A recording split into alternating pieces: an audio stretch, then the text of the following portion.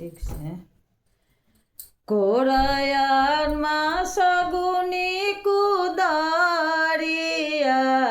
आजु माटी कोराई पूजया मा सगुनी कुदारिया आजु माटी कोराई बड़ी भाग से अवतारी फुआ हमार उनकर नेगवा दियाई बड़ी भाग से अवतारी फुआ हमार उनकर नेगवा दियाई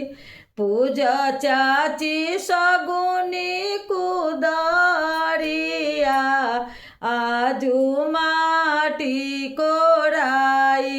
अवतारी दीदी बड़ी भाग से अवतारी दीदी हमार उनकर नेगवा दियाई बड़ी भाग से अवतारी दी